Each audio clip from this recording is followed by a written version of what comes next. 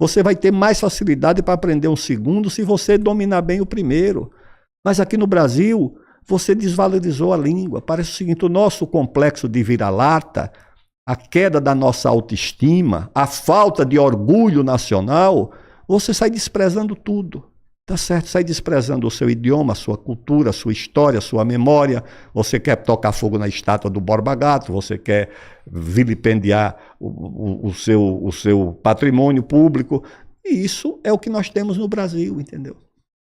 Regressão, né? Inclusive o pessoal perguntou também como que a gente faz para resgatar essa cultura brasileira, como que a gente faz para salvar a educação brasileira.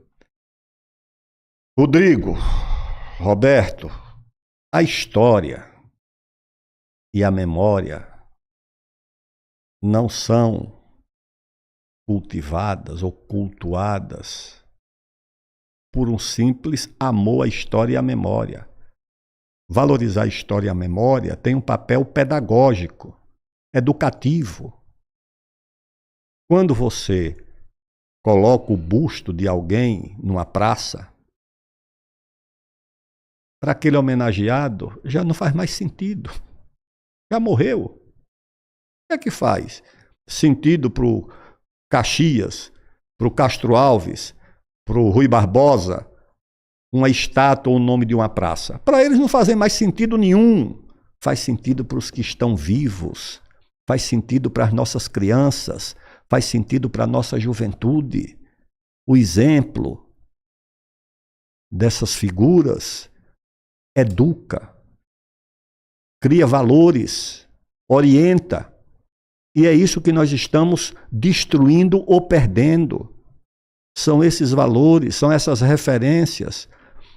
Quando eu era menino, que se dizia que alguém era Caxias, isso era associado a uma virtude, de ser exigente, de ser disciplinador. Não era uma referência negativa. Ah, o professor fulano é Caxias. Que bom. Caxias, sim. Ou seja, ali tem disciplina, ali tem exigência, sim. Ali tem cobrança. Hoje, eu vi em entrevistas jovens, não, mas foi um genocida. Eu digo, mas genocida do que exatamente? Na Guerra do Paraguai. Você não sabe nem do que está falando. Você não tem a mínima ideia do que está falando. Aí alguém disse, não, mas o Castro Alves não tem lugar de fala, porque não era negro. Foi o principal poeta abolicionista. Ninguém influenciou tanto a luta pela abolição da escravidão como um jovem. Morreu com 24 anos, já tendo produzido uma obra ciclópica de poesia. Mas é desvalorizado porque era branco. Nem sei se branco era, se não era mestiço, como a maioria dos brasileiros. Então nós nos deparamos com essa situação, entendeu? Ou seja, de abandonar nossa história, nossa memória, de desvalorizar a nossa cultura, porque perdemos o amor ao Brasil. Nós vivemos uma espécie de desamor ao Brasil. Tá certo? É isso que nós estamos vivendo. Isso alcança tudo, até o futebol brasileiro. Acabou, né, está sendo desvalorizado. Ou seja, existe uma campanha de ódio contra o futebol.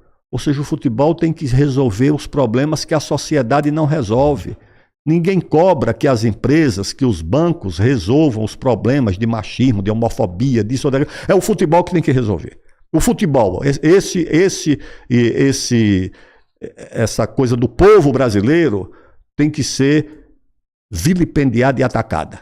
Porque o futebol é racista, o futebol é machista, o futebol é isso, o futebol é aquilo. Ou seja, o que é que resta para o povo brasileiro? Onde ele tem, assim, alguma forma de identidade. É com futebol. Mas o futebol tem que ser politicamente correto. Ninguém cobra o que pode acontecer dentro dos teatros, das salas de cinema, nos bancos, nas multinacionais.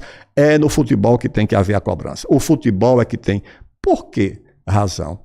E muitos desses jornalistas que cobram dos jogadores, não o futebol, mas a sua vida privada e pessoal, não querem ter a sua própria vida privada exposta. Tá certo? É como se o jogador de futebol tivesse que ser julgado pelos seus valores privados e pelo seu comportamento e não pelo futebol. Já os jornalistas não, só podem ser julgados pelas suas opiniões, pelo seu comportamento privado, eles não podem ser julgados. Eu acho que isso é uma coisa completamente inadmissível. É também fruto da ignorância. Essas pessoas não leram Nelson Rodrigues. Aliás, nem sabem até se ele existiu. E quanta falta faz o Nelson Rodrigues ao Brasil dos nossos dias. Dessas referências nossas, qual, na sua opinião, foi a mais injustiçada das nossas referências? Rodrigo, eu estou escrevendo uma biografia do Dom Pedro I. Certo. E ele foi o mais injustiçado dos brasileiros? Um dos mais injustiçados. Dom Pedro I é uma figura da história da humanidade, não é da história do Brasil. O povo desconsidera o quanto ele amava a nossa terra, né? Então, o quanto ele amou o Brasil. Ele foi, né, o né? primeiro nacionalista brasileiro. Quanto ele foi importante para o Brasil. A obra do Dom Pedro, ela é perene. Claro que nós não somos mais uma monarquia, somos a república, mas o que o Dom Pedro I fez é o que permanece. Ele nos entregou um continente unificado.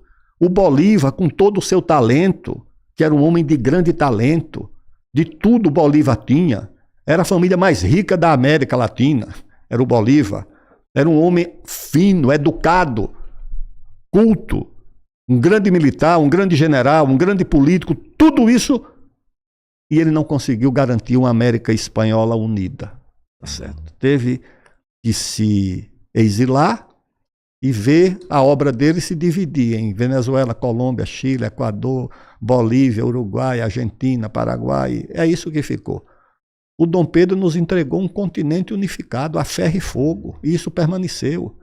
É um homem que foi... Quem conseguiu ser imperador em 2 continentes? Ele foi imperador no Brasil e rei em Portugal.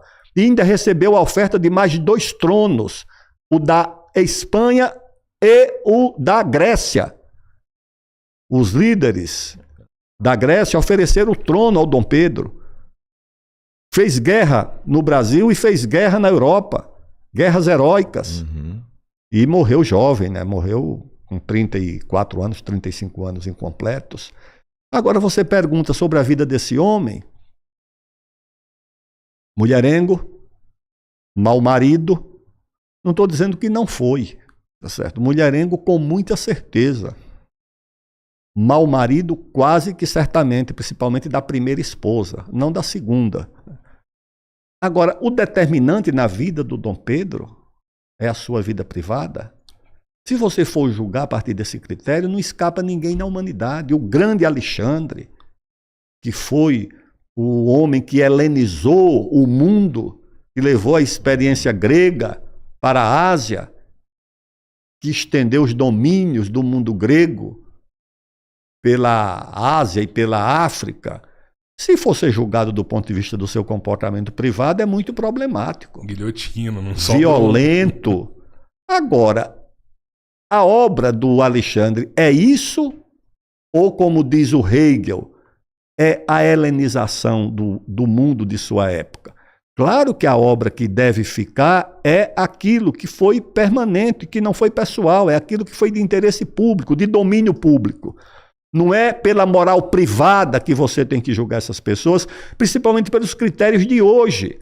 Porque hoje a historiografia quer julgar o passado a partir dos valores que predominam atuais, no dia de hoje, e não dos valores que eram predominantes na época. Aí você vai julgar os bandeirantes. Não, mas o Raposo Tavares, o Borba Gato, o Anhanguera, era o mundo dos bandeirantes. Eram os bandeirantes daqui, os bandeirantes ingleses, os bandeirantes espanhóis, eram todos bandeirantes. Os jesuítas, direto. Os jesuítas. Assassinos, matavam, né? Um câncer no nosso então país. Você vai julgar a partir desse critério, mas o que querem é que hoje se julgue a partir desse critério da moral privada no lugar do